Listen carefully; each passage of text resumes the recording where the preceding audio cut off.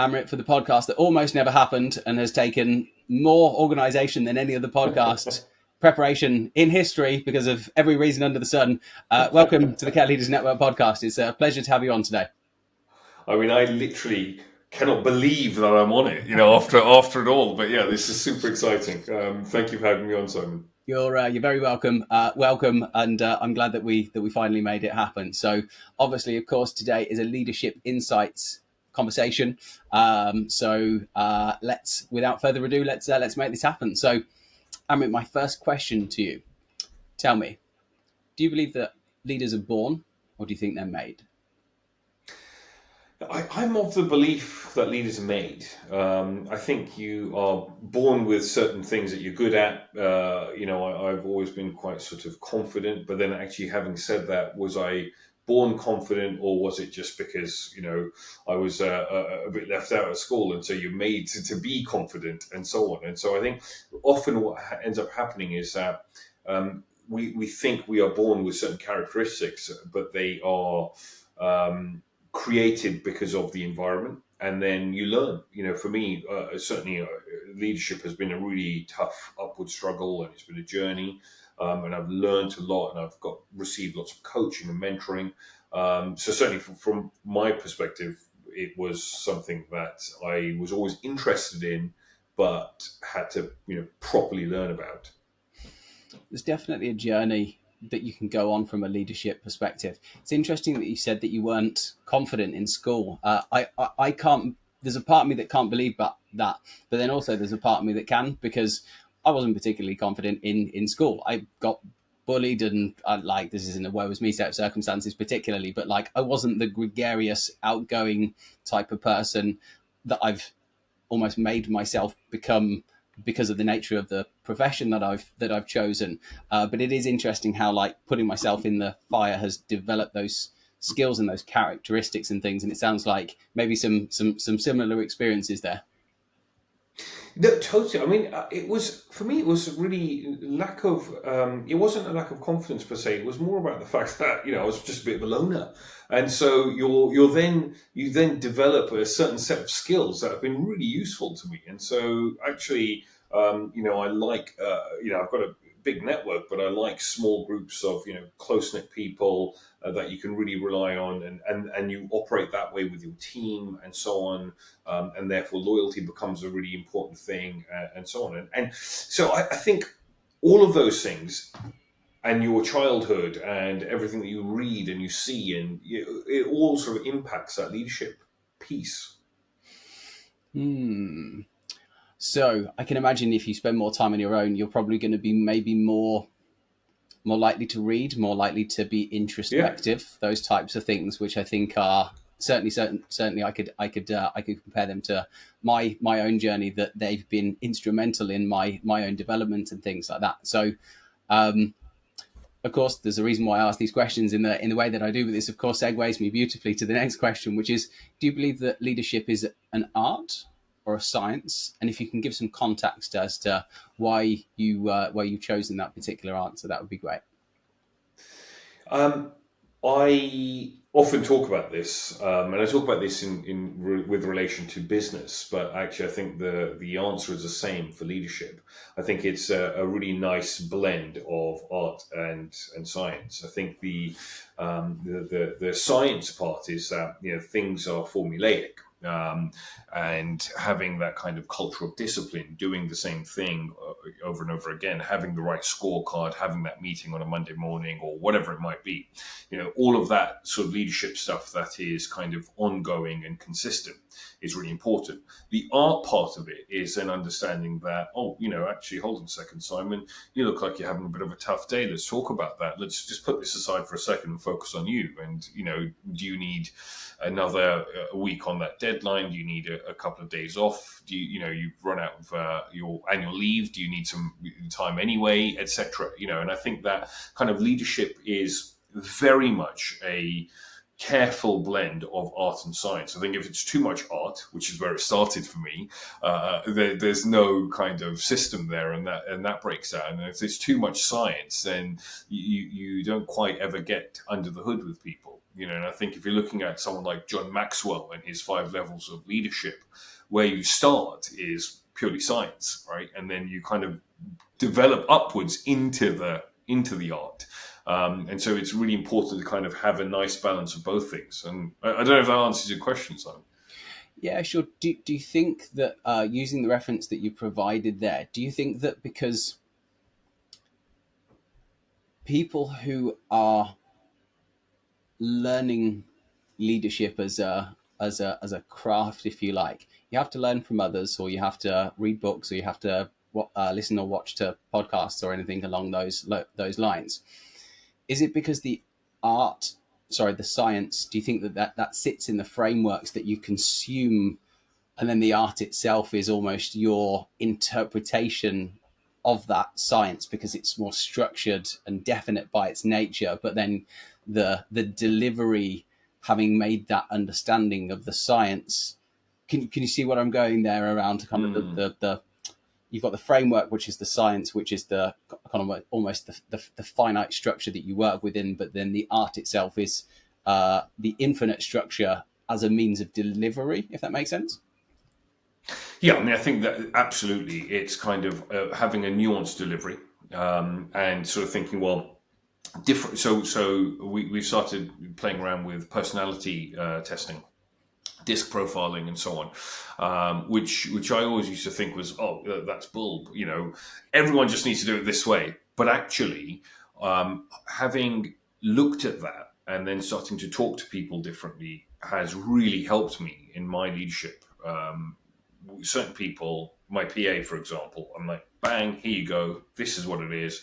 And it'll be yes, no, thank you. And that's it, and actually that works perfectly for her. She does it, and that's great. And there's no sort of long drawn out answers. And then I've got other people that I work with where they need more context. They need me to kind of, give them the kind of background more, spend that extra 5 minutes with them, and both things are absolutely fine, but it's just about me understanding how the other person needs to consume that information. So I think the art part of it is then really learning that conversation piece.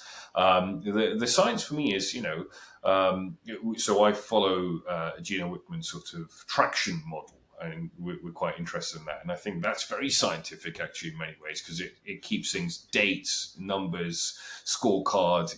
Let's look at the dial. We're driving the car. Let's keep looking at the speedometer to see where we're at, and that's it. And I think the science part of that keeps the business going, but the art part of that keeps the people happy.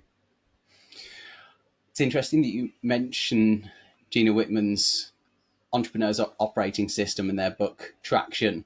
It's been mentioned in CLN in our community a few times by myself and by a few other people. I think it was Tushar from Centrum Group who mentioned it originally, and we kind of came together and agreed that it's a really good book. And although it's business agnostic, there's so much that care leaders can take from that book. I'd highly recommend anyone listening to this jumps on to Amazon straight away. It'll cost you 10 quid or 12 quid or whatever it costs you for the book. But it's one of those books that you can devour. And there's so much actionable insight from that applies to leadership and building organizations in every respect you could imagine. I mean, the book's just the tip of the iceberg. They do all sorts of other stuff as well, but it's just a really good book that I'd highly advocate. It sounds like you do too. Hugely. I mean, actually, we sort of have someone that helps us sort of integrate the whole thing. He comes in on a quarterly basis, keeps us on track as to how are we looking on target and so on.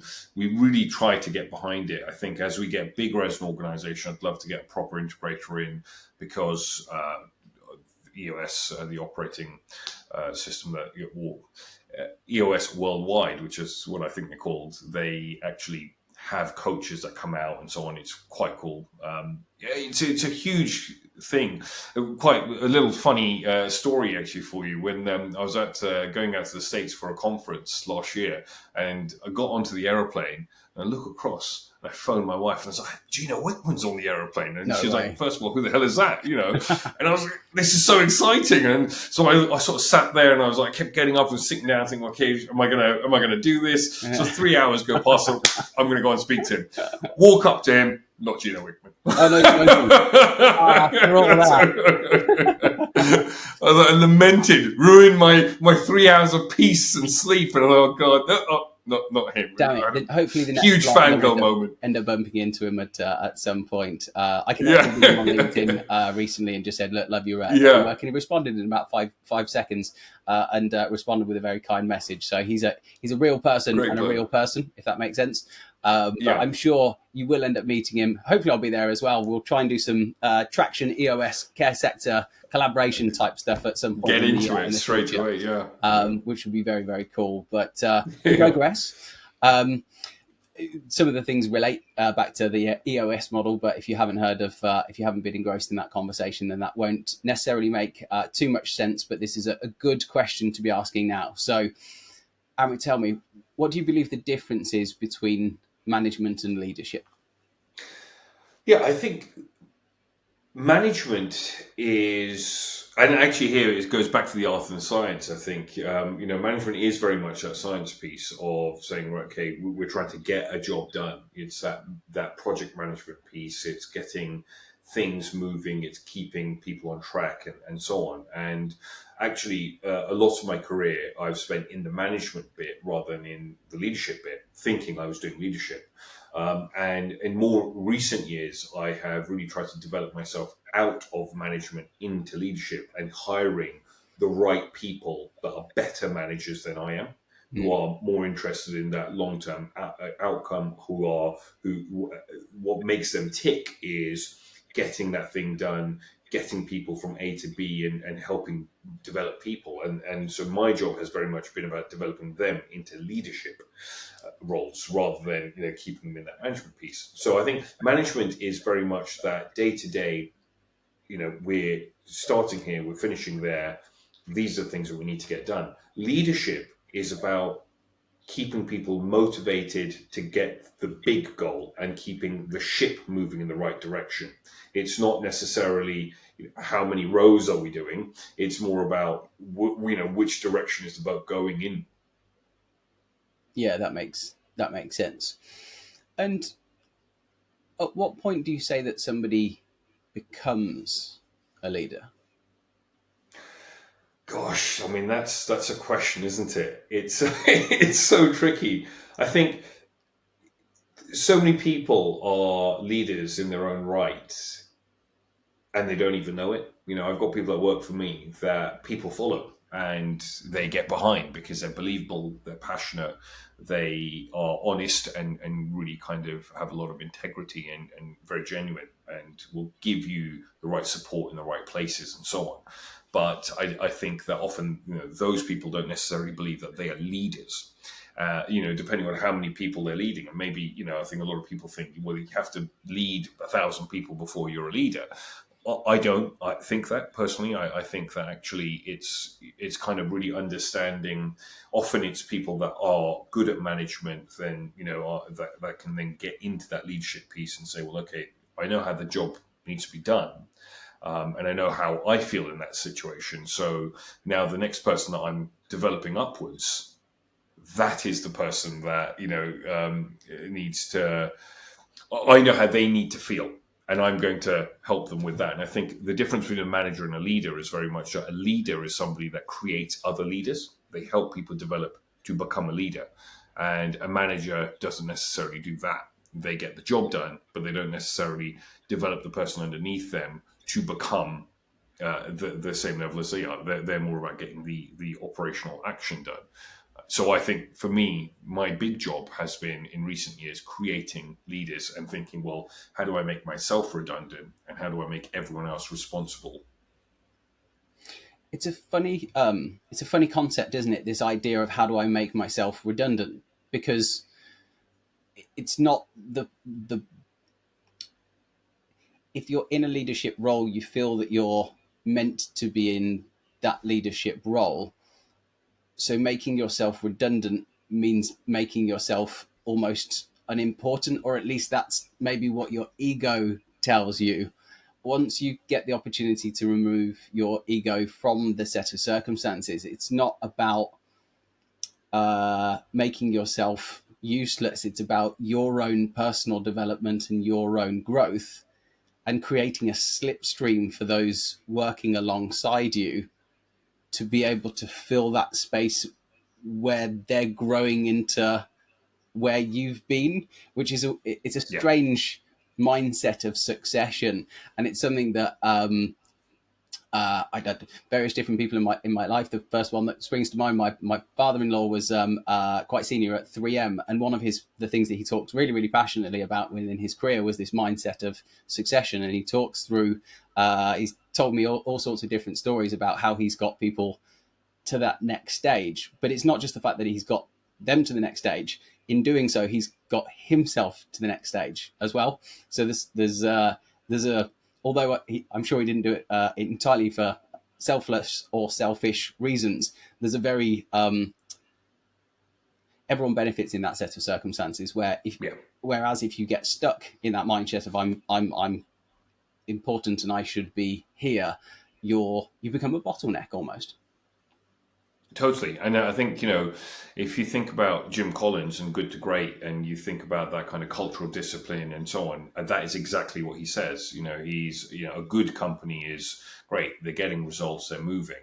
A great company is a company that, the leader creates a culture where everybody else is accountable and are driving towards a goal and have that same culture. I think the succession piece for me is so important. I think about that often, and I think about, well, in 20 years' time, how does the business look?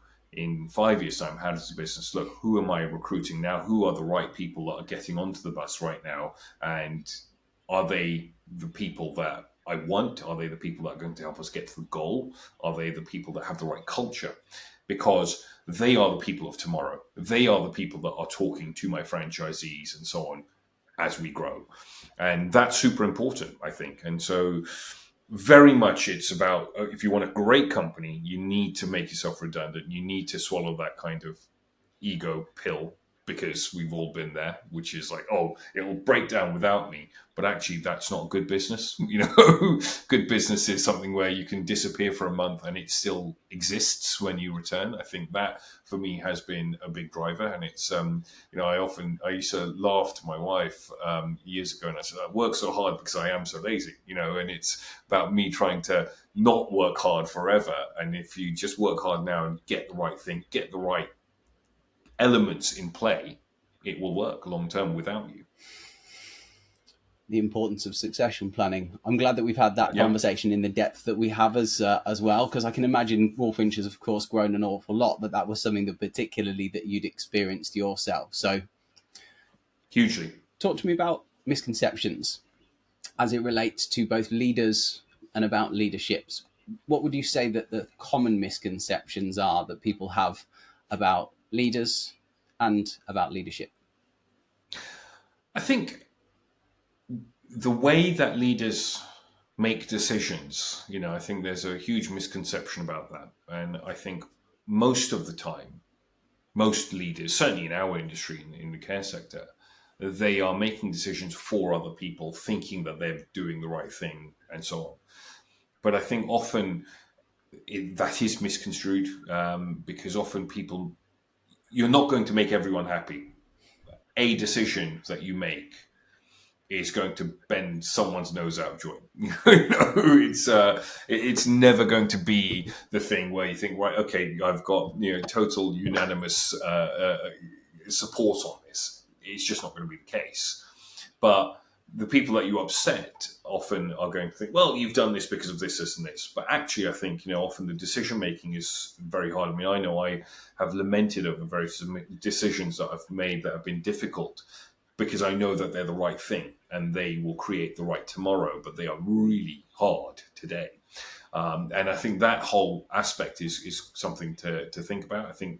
I feel sorry for most leaders. It's a really crappy job, actually, when you really get into it. If you really want to do it correctly, because you're never going to keep everyone happy, because your job is to make the wheels keep moving. And often, to make the wheels keep moving, you have to make the hard decisions that are quite often quite unpopular, but you're not doing it for selfless reasons more often than not. The buck stops with you. That's one of the pros and cons of leadership Yeah, for sure. totally. You've almost touched on this implicitly in part of our conversation, I think, to a certain extent. But talk to me about what your beliefs are around the difference between a good leader and a great leader. I sort of mentioned earlier that I think culture of discipline is quite an important thing, and by that I mean doing the same thing, being consistent always.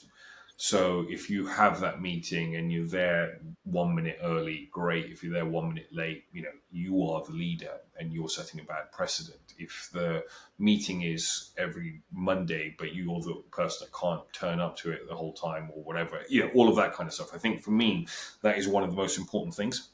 And if you create that, everybody else will do the same thing. If you are lax on that, everybody else will do the same thing. You, unfortunately, for better or for worse, you are the person that everyone else will emulate because the way that you behave is setting the scene for the whole thing. So that, for me, I think is probably the most important thing, having that cultural discipline. Cultural discipline's hard as well. I would I would refer to it slightly differently. I'd call it cultural consistency, but you need discipline to get to the consistency. So I see exactly where you're going with that. Um, Ultimately, it's the leader's job to set the context for the team to the standard operating system for the team to operate within. And you're right, you have to be the bastion of that to empower people to head in the direction of the right way to operate or the way that's culturally consistent Yep. with your organization, but then also as well to have that polarity and that contrast to be able to ward them off or discourage them from going in the direction of the things that would not be culturally consistent. And that within itself is a balancing act and an endless job because different people, we're all humans. We all have days where we're on top of the world. We have other days where we're not so much, and then the interplay with all within the different within the interplay within the team and how people relate to each other, and then how people relate to your customers, etc., etc. That can all have a profound impact on how that cultural consistency, which way it's balancing. Is it balancing in the direction of a more positive, culturally consistent way, or is it not? And then how do you make sure that you're navigating things in a way which is you're never always going to get it right, but mostly right, Yeah. and learning all the time, which No, and is that's all you can hope for. totally. I think, for me, it is very much that I've got my wife and kids and so on, and you've got lots of other sort of distractions that you think, well, oh, that'd be fun to go and do that in the middle of the day because actually I could just cancel my meetings and go and do that. But actually, that for me is the whole thing. It's really holding it together and saying, well, no, this is the 10-year goal. The reason I'm going on to this meeting, the reason I'm on this podcast today with Simon is because of that 10-year goal. And so I need to be here 1 minute early. I need to do this. And this is the thing that the rest of the team will see. Equally important is to have the bants, have some laughs, and make sure that everyone's having a good time. But I think that fundamentally, if you have a grown up attitude to working and running business, that fundamentally is really what it comes down to often. Without a shadow of a doubt. Definitely got to throw in some banter in there for good measure, of course. Lighten the Yeah, mood yeah. where it's appropriate, of course. Nice to lighten the mood. So, what would you say the three most important characteristics are of leaders? Oh gosh, I think fairness is really important. Having integrity is really important, and vision. Having somebody that is a visionary is also very important.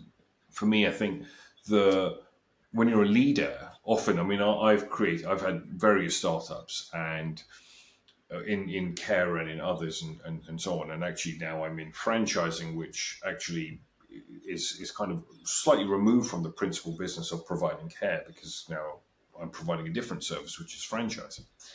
And when you're a leader, you're sort of sitting there thinking, well, okay, I need to get over there. And that's actually really far away. So I need to really be able to picture that, make it feel tangible, and go and get it. But I'm not going to be able to get it with the right people unless I've got a certain level of integrity. And I'm not going to be able to keep those people unless I'm super fair with them. Because, yes, I want this thing done by Monday morning, but actually, you look like you're about to have a nervous breakdown. So I can either say, cool, sorry about that, but Monday, cheers. Or I can say, okay, I want it done by Monday, but this is realistically going to be done by Thursday because you need to take the afternoon off and have a breather. I think there's the combination of all those things for me, I think is really important. I really like the three that you've chosen. The vision one, it's one that I connected with, and I was thinking about whilst you're sharing your experiences and insights on that one. It's an interesting one, isn't it? Because you have to detach from the day to day to a certain extent to live in the future, but Yeah, not to the detriment of today, which is a strange balance to be able to uphold. Um, yeah, and it's almost the further you go out in the future, relevant to where you want to steer the business in the future.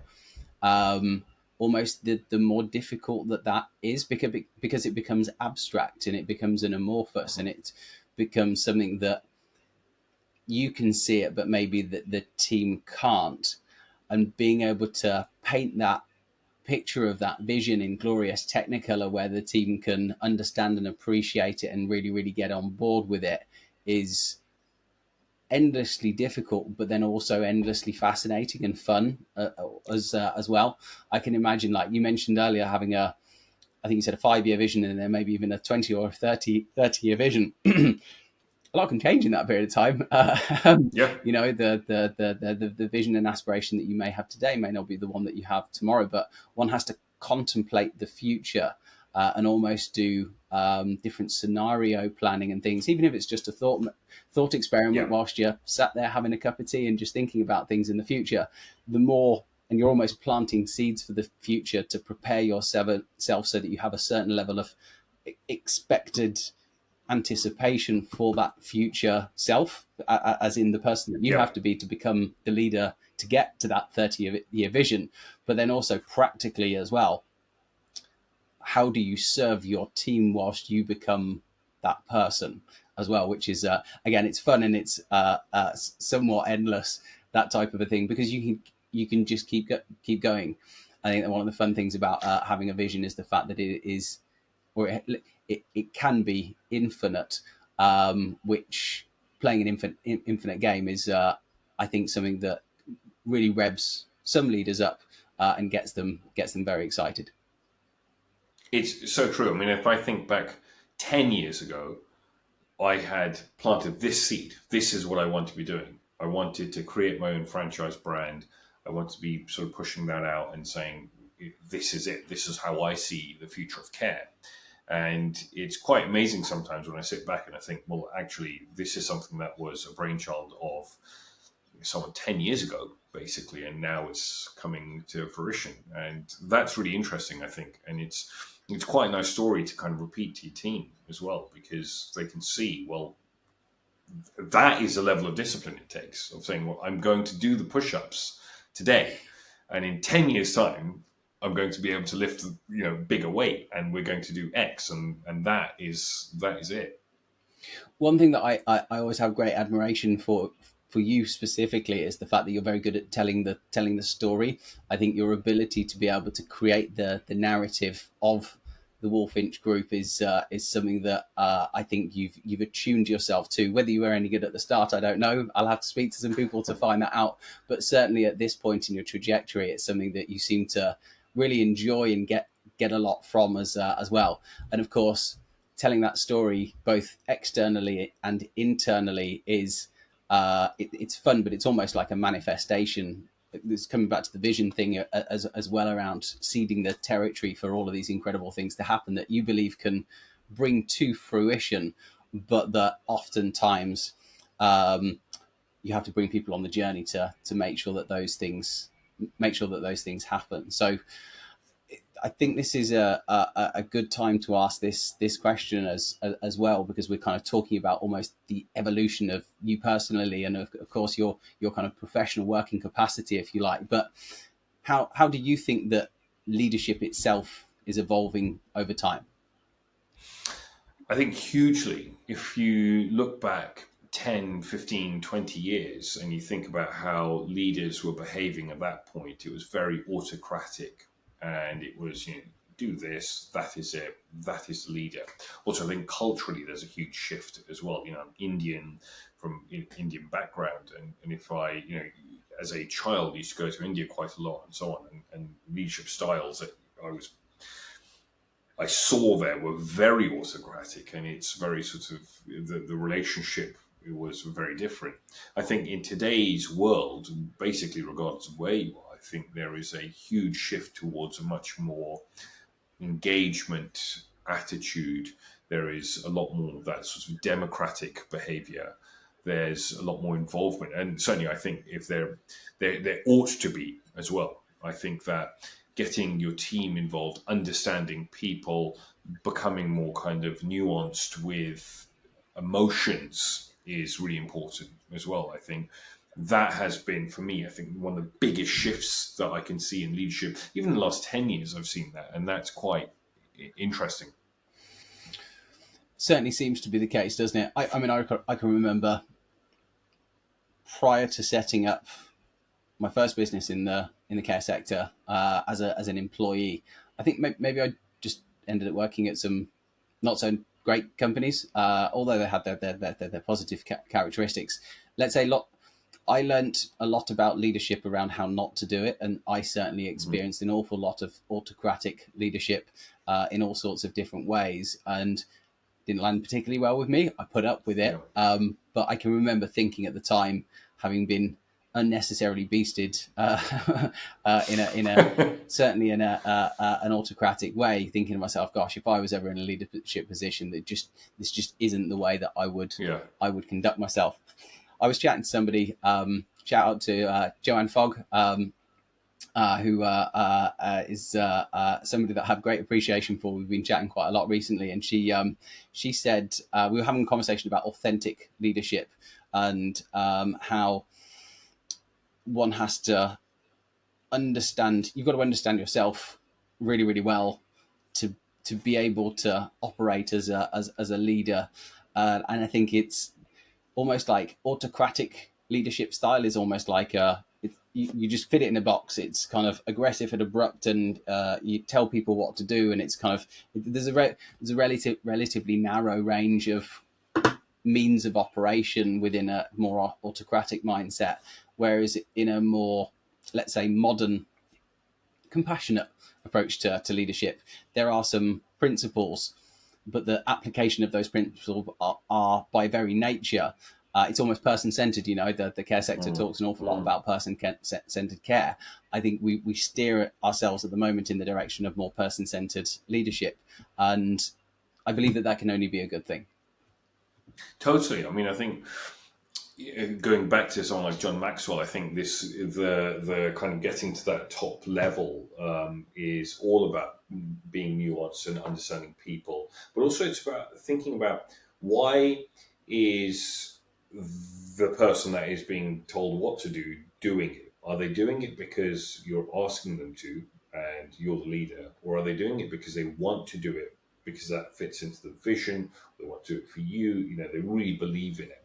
And I think for me, getting to that higher level of leadership is all about being able to instill that passion in your people and saying, we are all on this journey together. And I really believe that. I really believe that my management team are stakeholders in this journey. And, we all win. When we get to the place that we want to get to, everybody wins. And if that doesn't happen, it's it goes back to that fairness, and it just doesn't really fit right. I uh, I think about that a lot, and I think about how that relates to recruitment as well. Like, Mm. are you able to recruit people who can align with the vision and aspiration and values that you're espousing in a recruitment process. Um, but also, how can you align the personal goals of the people on your team with that of the organization? Because and there's probably like a range or a distribution on this one, but some people are incredibly work focused and they will do things very specifically because that's my profession and that's just the way that I operate. I'd hazard a guess that a lot of other people maybe are more driven by what impacts them personally over and above just having taken a salary and that type of stuff. And if you're able to align those two things and consider that as part of the recruitment process to make sure that you're employing people who want to be part of that journey because it means something to them so viscerally that they would do it regardless. That's an incredibly powerful way to be able to operate. And don't get me wrong, it's really hard. Yeah, no, totally. Not Yeah, just a light that you can flick on, because it means yeah, that you need to raise your standards as you run your recruitment processes and things like that. But that's not a bad totally. thing. But often, if you hire an A player and engage them in the recruitment process, they will also want to get another A player, Mm. and that within itself creates a self-fulfilling prophecy because when you hire someone, and we're talking about the ego piece earlier, so when you hire someone that is less good than you, they will hire someone less good than them, and because they've got that ego thing and they're worried about, well, someone's going to see that I'm not good at this. Whereas when you hire someone better than you, or someone that is really, really good, they want excellence and they expect excellence because that is normal for them. There's no worried bit that they've got. They know they're good. They also want someone else good because that person's going to help them get to the end goal. But I think really understanding motivation, and understanding how one is motivated, because you might have 2 or 3 members of staff, but they're all going to have a different level of motivation, and they'll be at different life stages. Somebody might be getting their first property, somebody else might have an ill parent, someone else might have issues with their spouse or children or whatever, and it's really kind of getting under the hood and saying, well, what's going on in the background? How can I get involved in a sensible way to help this? How do I, you need a Wednesday afternoon off at 3 p.m, but you're happy to kind of pick up over there. Okay, it's really kind of understanding everyone's motivation. Not everyone is motivated by money. Some people are just motivated by a high five, and it's really kind of getting that.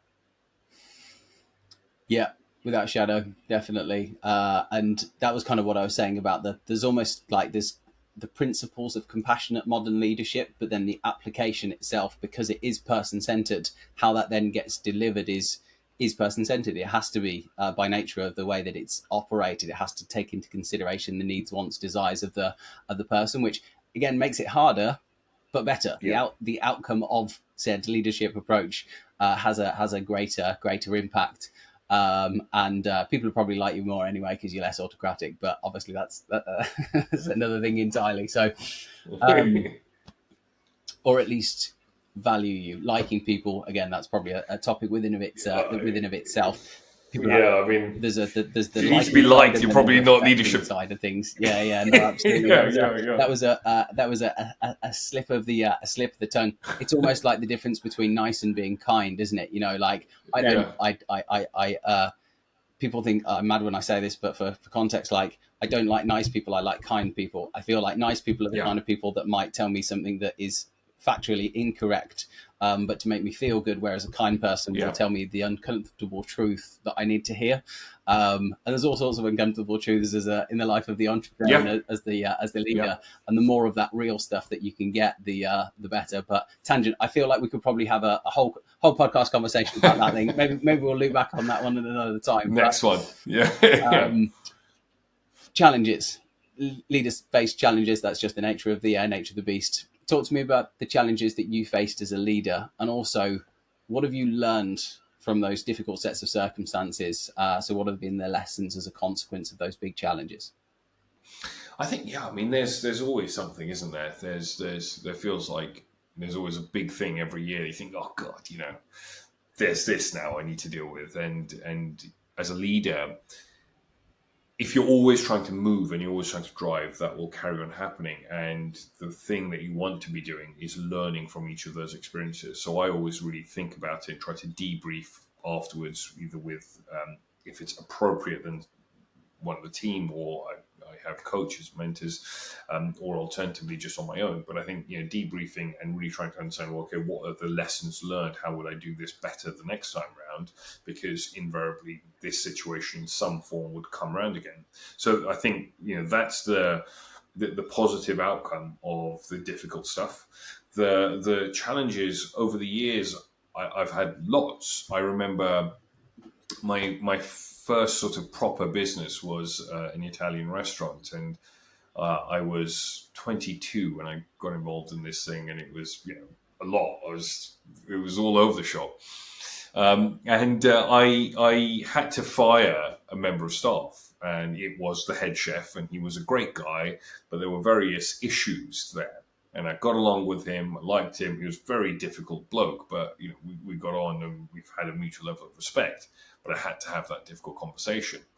And I remember sitting him down. He was probably about twice my age at the time, and it was really hard. And I really had to kind of put on my big boy pants and go and have that conversation. It was really tricky, and I just kind of did that willy-nilly, just tried to be nice and to the point and got on with it. And it was pulling a plaster. And over the years, I think that part I found difficult, sort of letting people go.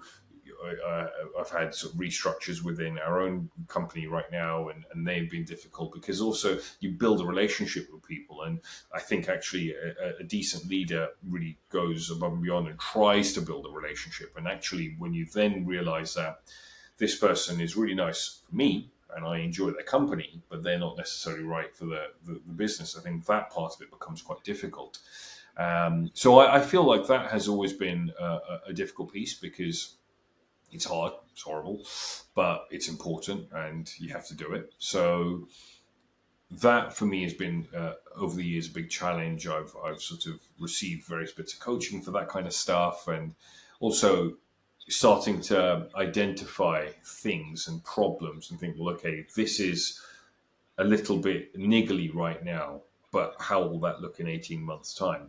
Will it be able to take the sort of stress of the situation? So really kind of getting into that stress testing and learning about that and thinking, well, okay, I'm getting this piece of tech right now, but I know I'm going to need to upgrade that in 18 months' time. So should we not be getting that?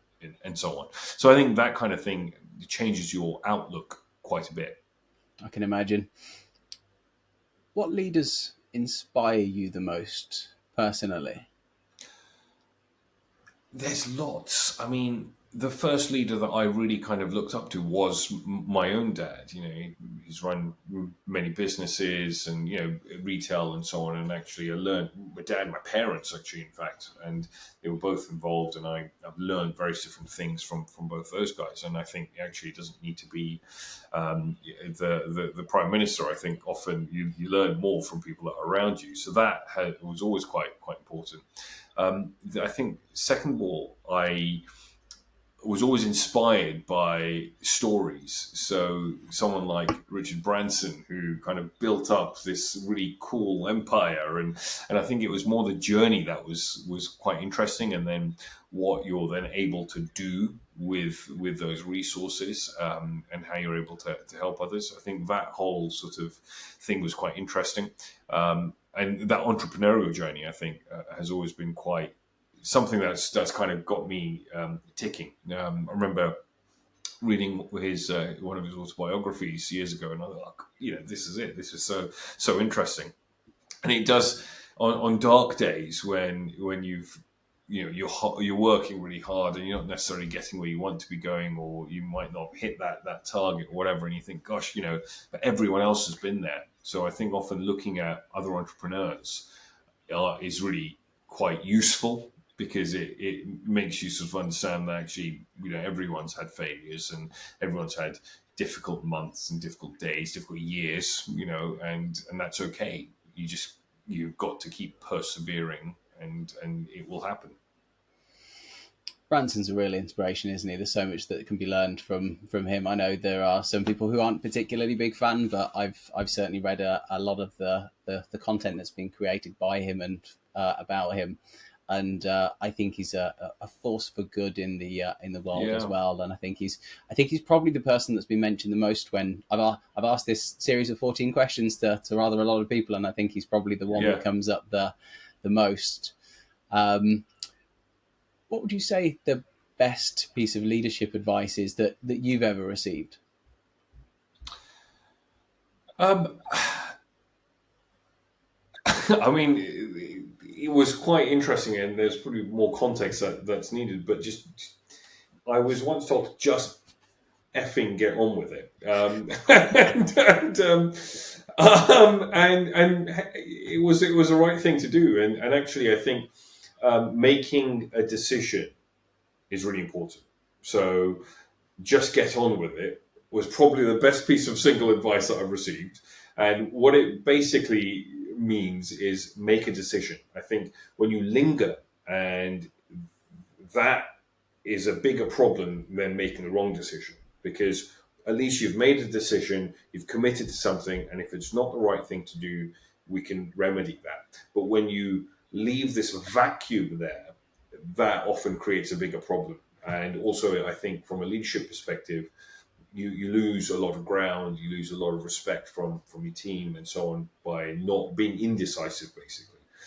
So I think be decisive and just get on with it, and keep learning is super important, because I think if you're just sort of there, just kind of punching, that's probably not the best thing. But if you make a decision and you learn from it, and you sort of become more nuanced on the next time you do it, great. And what you find is following your gut means that you start making much better quality decisions over a long period of time, and you can start sniffing out an issue before it becomes an issue. Your point around decision making is really, really interesting, and just the point of just effing get on with it. I think there's a lot of people experience analysis paralysis. Um, I can't remember. This sounds like the type of thing that some clever philosopher would say. I have no point of reference for this, so if somebody could help me out with this at some point, that'd be great. But basically, that the context of the meme or phraseology is something along the lines of "there are no bad decisions." The kind of the proof of the puddings basically is in the execution itself, and I think that's true to a point. There's another mental model who again completely forgotten who it's from. So hopefully somebody can correct me on this one, but or at least add the context to this one. But there are two different types of decisions that you can make: the ones that are easily reversible and the ones that aren't. For the ones that are easily reversible, just make a decision and crack on with it. For the other Mm. ones, take a bit more time. Um, Yeah, but there's just no point wasting around. There's so much opportunity cost just in lingering on stuff. totally. I'm quite lucky with that. I don't know for whatever reason why. I've had when I've done psychometric profiling and stuff like that. Like I think from a risk tolerance perspective, I think I was a 7.6. So I'm the kind of the upper echelons, and apparently over 8, it starts getting dangerous. So I'm kind of the upper echelons, but not the kind of kind of the dangerous end of that spectrum. So it's not something that I've battled with particularly myself. But one of the things that I've had to learn is that most people don't operate at that level. So a big lesson for me has been supporting people through their own journeys so that they can make their own Yeah. decisions, and empower them. And that's all part of that making yourself redundant thing. If somebody asks you a question, don't not answer their question, but help them answer their own question so that it's Hmm. their own development, etc., etc. But there's Yeah. obviously an interplay between how all of these different things work. Of course, the subject matter being what it is. But Amrit, I've got a final question for you, and it's an important one, and I'm looking forward to hearing the answer. So, imagine you're standing at a lectern in front of a room of aspiring leaders, and you have 1 minute to inspire them. What do you say? Gosh, it's a hard question, isn't it, Simon? Save the best till last, right? Yeah, save the best to last. No, absolutely. I think what I would say is No one is born a leader. If we look at the great men and women around, or people around the world, everybody was born the same, and everybody might have had different opportunities, learned different things, been passed different information. I think trusting in yourself and believing in your gut and developing that instinct is the thing that will keep you going strong for a long period of time. I think honing in on your own gut instincts is probably one of the key things that you can ever learn to do. And for me, I think the big thing that any leader should be doing is constantly learning, constantly consuming information, learning from everyone, not thinking, well, okay, well, actually, you're lower down station than I am, and so I can't learn anything from you. Some of the most important lessons I've learned over the years have been from people that have worked for me or worked at a much base level sort of a care worker once said something to me that kind of got me spinning and thinking, right, okay, this is it, we need to go and do more of that stuff over there. And so it's really understanding that information will come from everywhere, and are you open to it? Because it's all there. There's so much free stuff that is out there, and it's whether you're willing to consume it and then take action, because everything is in the execution. It's everyone can sit there, make grand plans over the years and all of that, but are you willing to do it? Are you willing to put the graveyard shift in and just get out and just do the work? And that's it. If you do the work, something will come out of that. I started off my own life and journey from an immigrant background with parents who sort of learned English coming to the UK, went to state school in sort of the wrong side of the tracks, but I've built up to create businesses, to create a life. And I've done that through just often saying yes and just keep on consuming good quality information and just testing things. Keep doing it. Well, hopefully we created some of that good quality content that will inspire some aspiring leaders. So, Amrit, thank you so much for your time. Thank you for sharing Thank your you. leadership insights. I really appreciate you. I appreciate the journey that you're on, and hopefully this isn't the last piece of content that we create. So, really appreciate your time today, and I hope thank you not. so much. Thank you. Great to be on.